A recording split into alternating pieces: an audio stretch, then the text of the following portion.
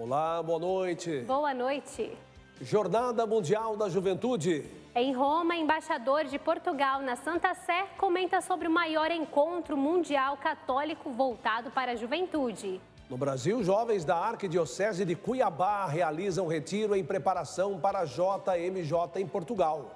Dia da Caridade. Projeto leva dignidade a crianças e adolescentes na periferia de São Paulo.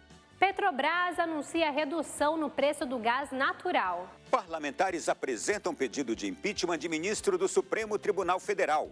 Dados do IBGE. A atualização indica aumento da procura por municípios grandes com aspectos interioranos. Lançamento no Amazonas apresenta a primeira tradução oficial da Constituição Federal em língua indígena.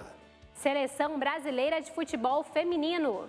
Em Brisbane, equipe se prepara para a estreia na Copa do Mundo contra o Panamá na segunda-feira. Esta é a TV de inspiração católica Canção Nova. Está no ar o Canção Nova Notícias a serviço da vida e da esperança.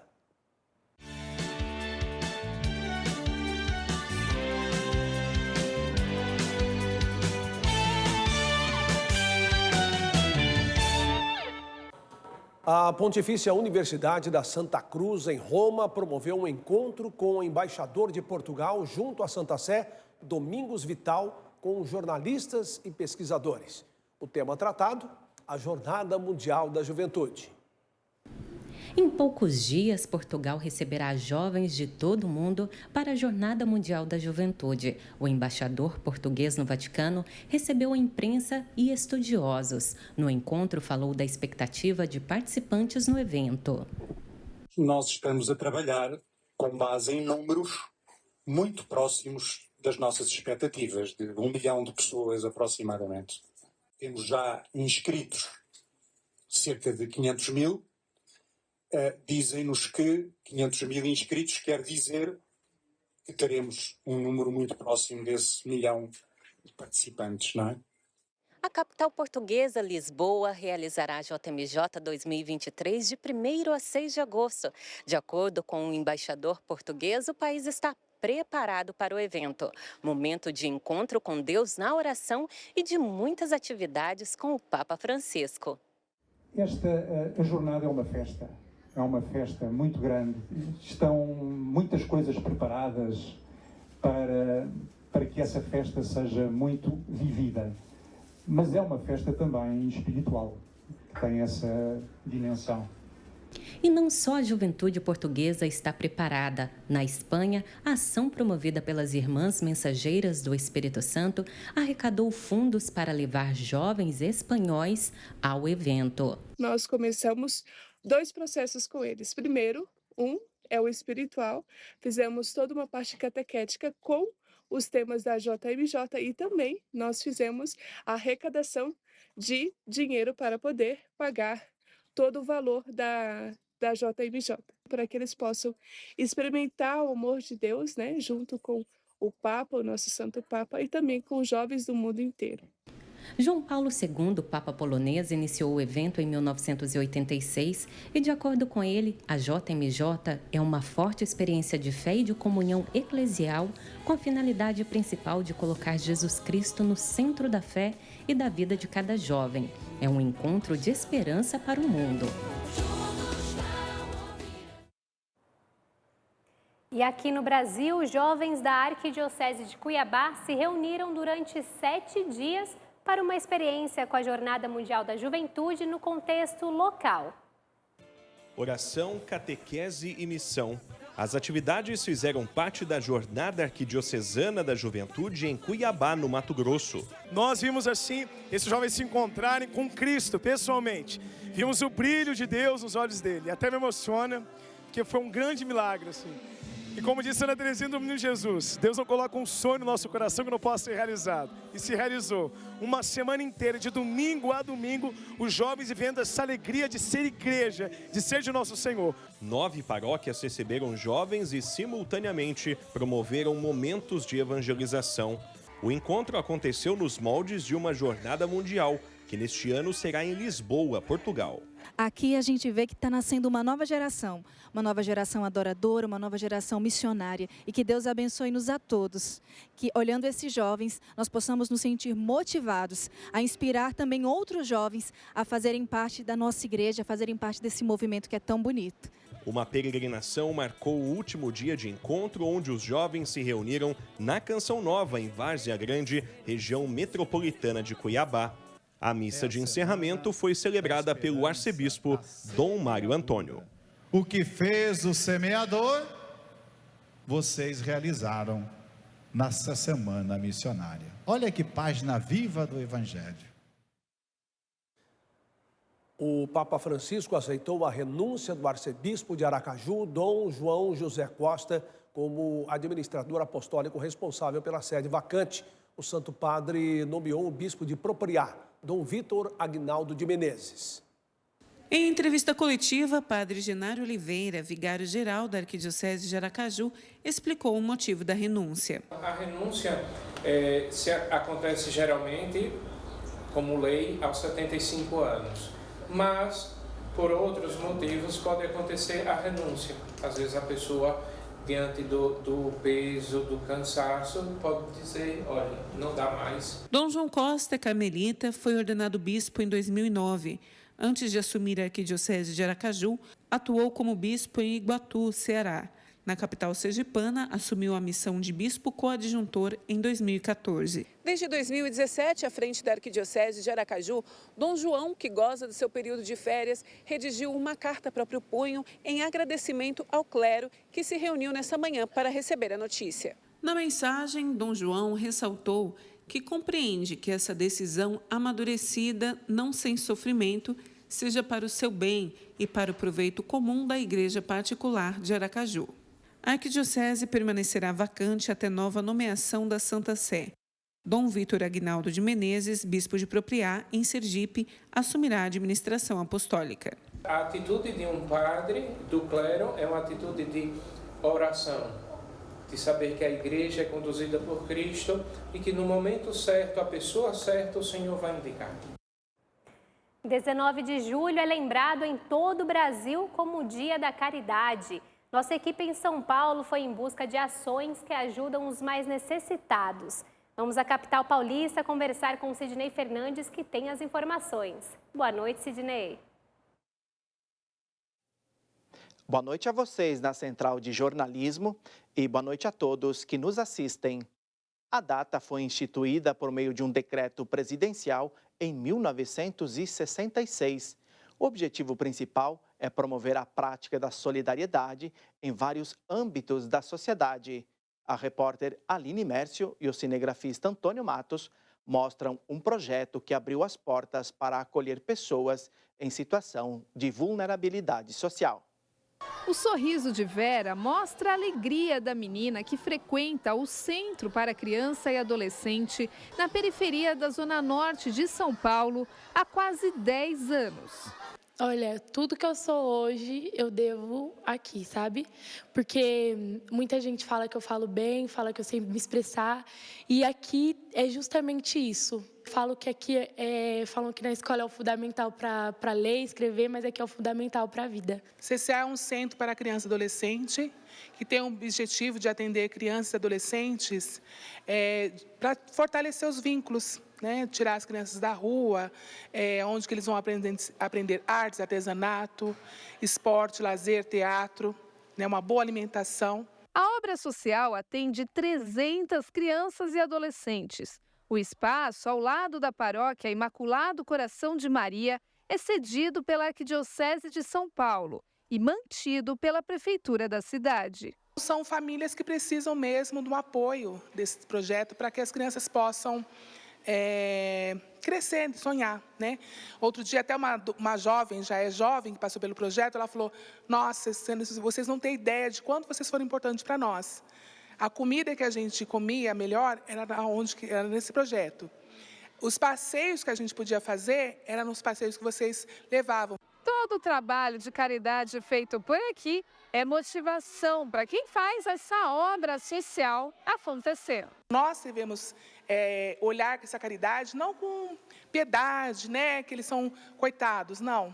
Um olhar que a caridade leva ao outro a conquistar todos os espaços que ele puder chegar. Eu tenho duas formas de falar desse projeto, como mãe e hoje como educadora.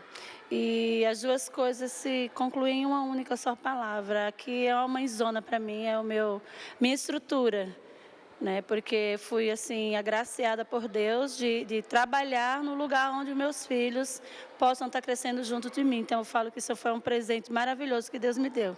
Infinito amor, onde houver ódio e rancor, que eu leve a concórdia, que eu leve o amor. Depois de participar de reuniões com líderes latino-americanos e europeus em Bruxelas, o presidente Lula está de volta ao Brasil. Sobre as principais tratativas, a repórter Aline Campelo está em Brasília e traz os detalhes. Boa noite, Aline. Uma excelente noite, Reinaldo, e a todos que nos acompanham. Participaram do encontro na sede da União Europeia, em Bruxelas, na Bélgica, representantes de mais de 60 países. Hoje, na capital belga, Lula expressou as palavras jovem e apressado ao se referir ao presidente do Chile, Gabriel Boric, ao rebater a falta de menção à Rússia no documento final da cúpula. Depois, em mais uma coletiva com jornalistas, pouco antes de embarcar de volta aqui ao Brasil, o presidente Lula avaliou de forma positiva as reuniões entre os líderes e ressaltou o interesse de dimensão inédita do bloco europeu em estabelecer parcerias com os países da América Latina. Relatou ainda que possivelmente o interesse se dê pela disputa dos Estados Unidos e China, pelos investimentos da China na África e na América Latina, pela nova Rota da Seda ou pela guerra entre Rússia e Ucrânia. O presidente brasileiro disse que a União Europeia anunciou investimentos no valor de 45 bilhões de euros no continente e o financiamento de 100 bilhões de dólares para combater o desmatamento nas florestas. A comitiva presidencial desembarcou aqui na base aérea em Brasília agora há pouco. Volto com vocês. Muito obrigado, viu, Aline? Boa noite para você, bom descanso. Olha, um outro assunto que está acontecendo em Brasília é que senadores e deputados de oposição apresentaram hoje um pedido de impeachment do ministro do Supremo Tribunal Federal, Luiz Roberto Barroso. Vamos chamar então Ronaldo da Silva para saber mais sobre esse assunto. Boa noite, Ronaldo.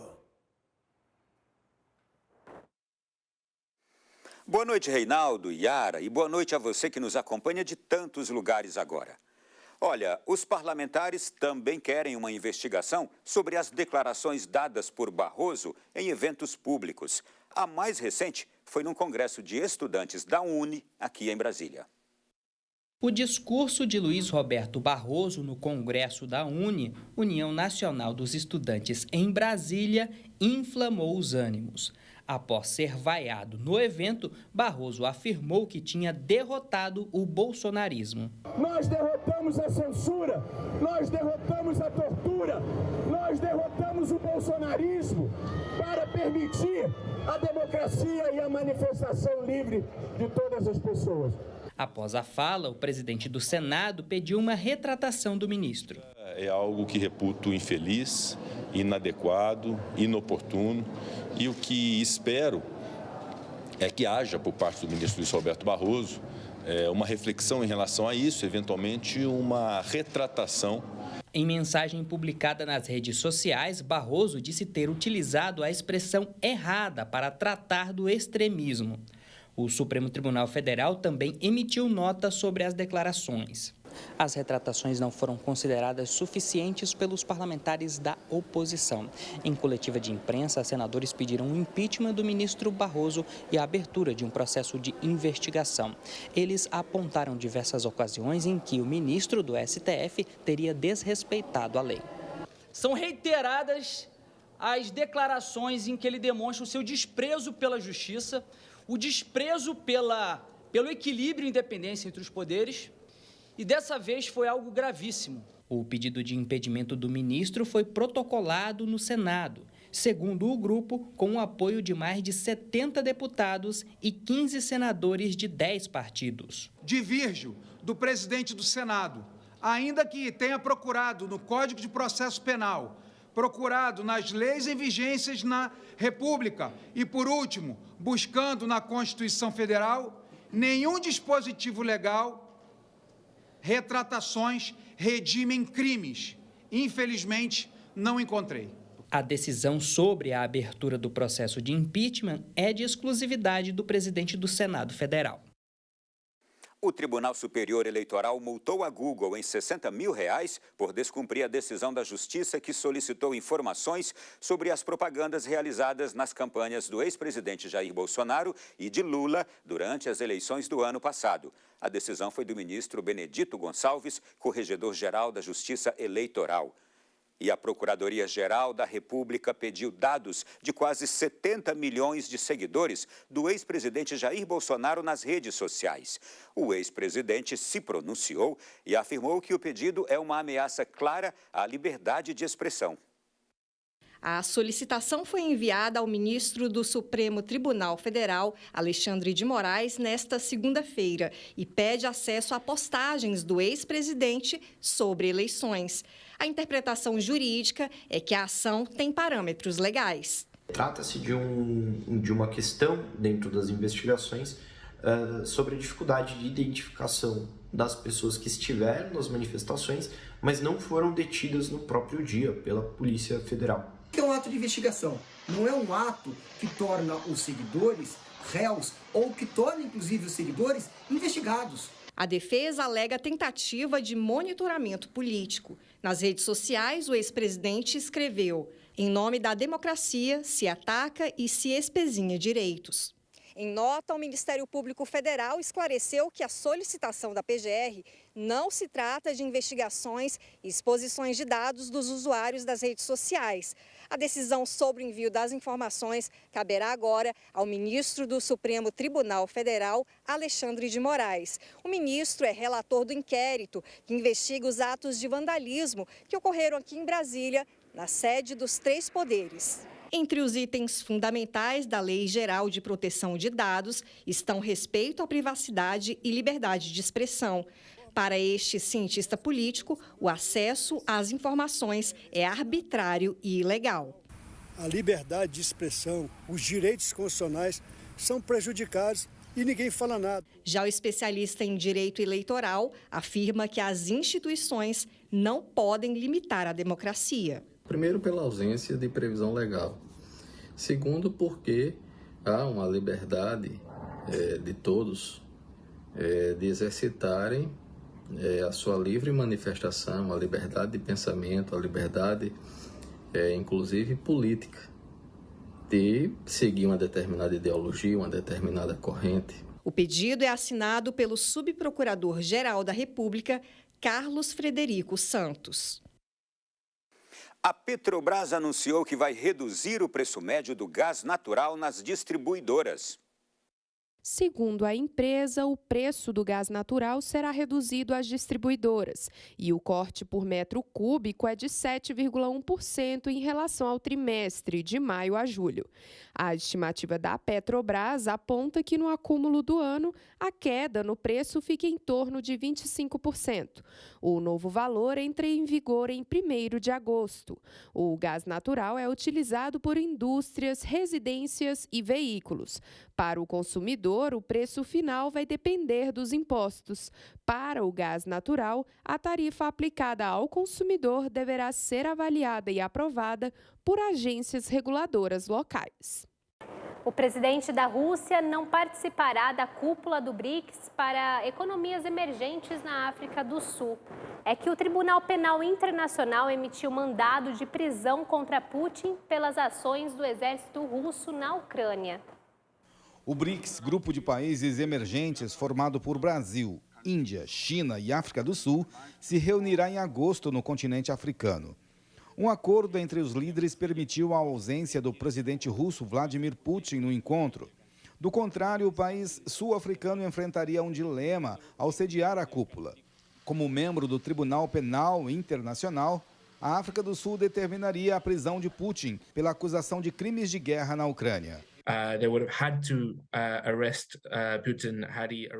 De acordo com esse cientista político, não prender Putin comprometeria a África do Sul, não apenas em termos de Estado de Direito, mas pela reação da comunidade internacional.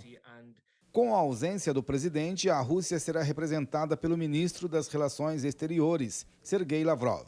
Além dos crimes de guerra, o Tribunal Penal Internacional acusa Vladimir Putin de levar ilegalmente cerca de 20 mil crianças ucranianas para o território russo. Assunto que faz parte da missão do cardeal Mateusz Zuppi, escolhido pelo Papa Francisco para ajudar a levar paz à Ucrânia. A repatriação das crianças, o sofrimento causado pela guerra, a ajuda humanitária e outros temas foram discutidas com o presidente americano Joe Biden. A ideia geral é contribuir para a paz e entrar no aspecto humanitário com relação às crianças.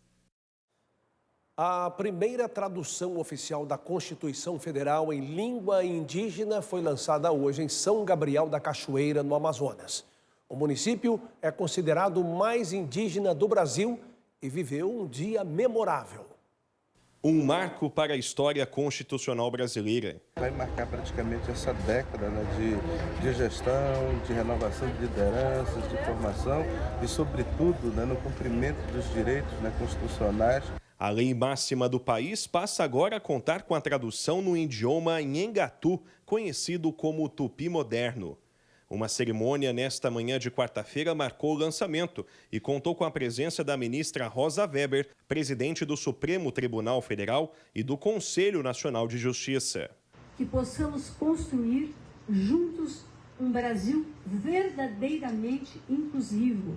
A tradução da Constituição foi feita por indígenas bilíngues da região do Alto Rio Negro e Médio Tapajós. A versão se torna realidade após compromisso assumido por Weber em março deste ano, quando viajou pela primeira vez como presidente do STF à Amazônia. Onde todos reconheçam o indispensável papel dos povos indígenas para a preservação do equilíbrio ambiental do planeta e, assim, da vida e do futuro de todos nós. Muito obrigada. Vamos voltar a São Paulo porque tem novas vagas em concursos públicos. Sidney, é com você.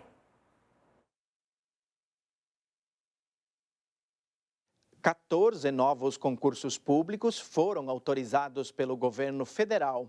Segundo o Ministério da Gestão e Inovação em Serviços Públicos, serão 2.400 novas oportunidades. Mais detalhes com o repórter Flávio Rogério.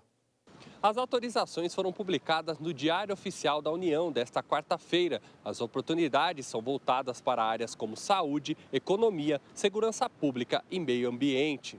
O maior número de vagas, 895, serão disponibilizadas para cargos no IBGE, Instituto Brasileiro de Geografia e Estatística, seguido pelo Ministério da Gestão e Inovação em Serviços Públicos, que vai oferecer outras 650 vagas. Segundo o governo, as novas oportunidades, somadas àquelas já autorizadas este ano, representam mais de 8.000 vagas para concursos públicos abertas neste ano. A remuneração inicial para estes cargos varia de R$ 6 a R$ 21 mil mensais.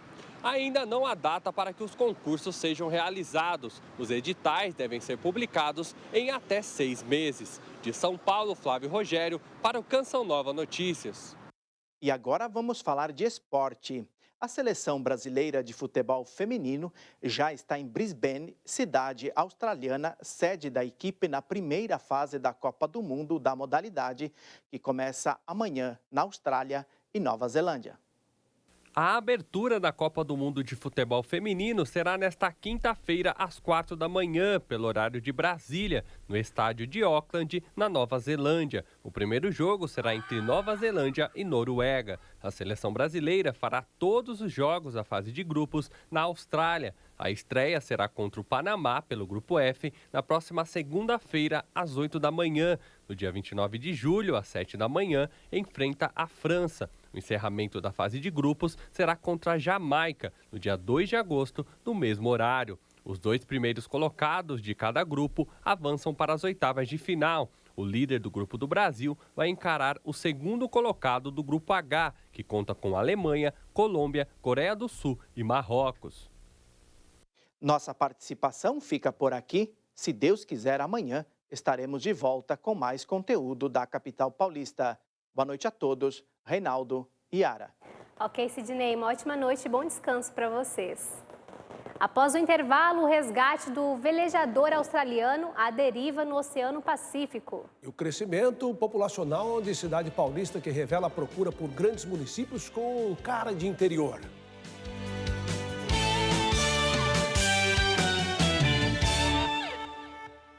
Estamos de volta com o Canção Nova Notícias para falar de São José dos Campos, maior cidade do Vale do Paraíba paulista, que chegou a 697 mil habitantes, de acordo com o mais recente censo do IBGE. Pois é, Reinaldo, um número maior que os indicadores de crescimento estadual e nacional gera ao mesmo tempo uma reflexão. O aumento da procura por grandes municípios com características de interior. Desenvolvimento e progresso. 2 elementos que compõem o DNA da maior cidade do Vale, sem deixar de lado as raízes do interior. Produzi, nasci o meu filho, criou. Estou aqui em São José há 52 anos, não estou arrependido. Tomei da água de São José, gostei e fiquei. A calmaria em meio a uma grande cidade atraiu o senhor Ivo Miguel, que se tornou joseense de coração há pouco mais de um mês. Meus 2 filhos agora estão morando aqui. Então são os filhos, os netos, a família está aqui. Então a gente tem que ficar perto deles. Como a gente tem mais tempo disponível, a gente está acompanhando os filhos, né? Os números do último censo do IBGE apontaram que São José superou o total de moradores de 9 capitais brasileiras, como Cuiabá, Aracaju e Florianópolis. Esse é um movimento que a gente tem observado, ao longo das últimas décadas, não só aqui no Vale, mas em todo o Brasil, onde as metrópoles estão redistribuindo sua população nos entornos. Então, alguns dos elementos que a gente pode considerar, a questão da qualidade de vida, uma cidade do interior é muito mais tranquila, com menos trânsito, mais segurança, e também uma questão importante que é justamente a questão da moradia. Em 10 anos, São José dos Campos ganhou mais de 67 mil habitantes. O crescimento de 10,7% superou os índices do estado de São Paulo e do Brasil. Para que os avanços permaneçam, é preciso contar com um plano diretor atento ao crescimento ordenado e regular da cidade. A tecnologia também é aliada neste processo. O satélite já detecta, cada 72 horas, começou um arruamento não autorizado, a fiscalização já vai lá e já coíbe.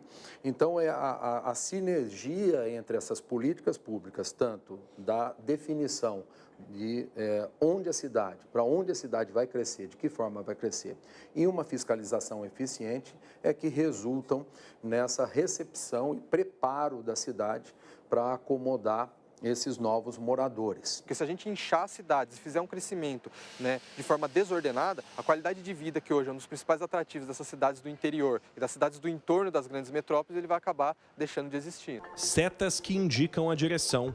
Planejamento urbano sem deixar de lado a sustentabilidade. Poder público e população formam uma parceria eficiente na qualidade de vida do município. A maior coisa da vida nossa é a tranquilidade. Então a gente está tranquilo aqui, tranquilo até o final. A chuva aumenta em algumas áreas do Brasil, mas dessa vez vamos começar pelas áreas em que o sol vai aparecer e brilhar. Vemos que a região central do país terá a previsão de sol e tempo firme desde o sul do Amazonas até o norte do Rio Grande do Sul. Por estas áreas, a umidade do ar fica baixa, marcando 12% no Mato Grosso, 13% em Goiás e 22% no Mato Grosso do Sul. Agora, nas áreas costeiras, em que a previsão de chuva se mantém, a umidade vai passar dos 40%. Os estados com chuva mais expressiva são o Amazonas, Roraima, Pará, Amapá, região litorânea do Nordeste, passando pelo Sudeste, Espírito Santo, Rio de Janeiro, leste de Minas Gerais, litoral de São Paulo e chegando na região litorânea da região Sul. O tempo segue mais friozinho em Porto Alegre, com máxima de até 21 graus. Em São Paulo, capital, não passa dos 19, Belo Horizonte 24 graus. Reinaldo. Campeonato Mundial de Surf. Depois de confirmar vaga para a Olimpíada de Paris no ano que vem, a primeira de sua carreira, o campeão mundial Felipe Toledo venceu a etapa de J-Bay, deixando para trás o australiano Ethan Ewing. Esta é a terceira vez que o brasileiro venceu na África do Sul. Felipe agora tem 15 vitórias desde que estreou no circuito mundial da WSL em 2013. A próxima onda do campeonato será em Tahiti, na segunda semana de agosto.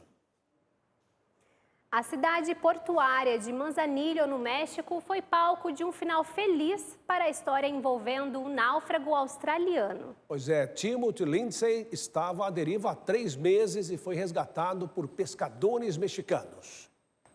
Foram os ocupantes deste barco de pesca de atum que resgataram o australiano. Cabelos e barba revelam que o náufrago estava 3 meses sem pisar em terra firme. Eles salvaram minha vida. Estou muito grato. Realmente não pensei que conseguiria. Obrigado. Muito obrigado. Thank you so much. Timothy Lindsay tem 54 anos. Saiu da cidade mexicana de La Paz para uma viagem de 6.000 quilômetros até a Polinésia Francesa. Uma tempestade no meio do caminho mudou os planos. Destruiu o equipamento de comunicação e danificou a embarcação, que ficou à deriva no Pacífico. Look, I feel really good. Eu estava com muita fome e achava que não conseguiria sobreviver à tempestade. A saúde ficou ruim por um tempo, mas agora eu me sinto muito bem. E para sobreviver os 90 dias à deriva e a grande prova de sua vida, ele comeu peixe cru e bebeu água da chuva. Eu gosto de estar lá fora no mar, mas quando as coisas ficam difíceis, você tem que lutar para sobreviver. E ao ser salvo, você sente o quanto quer viver. Eu sou muito grato a Deus. Agora, quero estar com os amigos e familiares. É o mais importante. It's the main thing, yeah. Reveja as reportagens no portal noticias.cançãonova.com. Assista às 8 horas à Santa Missa do Clube da Evangelização, direto do Santuário do Pai das Misericórdias. Nos vemos amanhã. Uma ótima noite. Boa noite. Paz para você.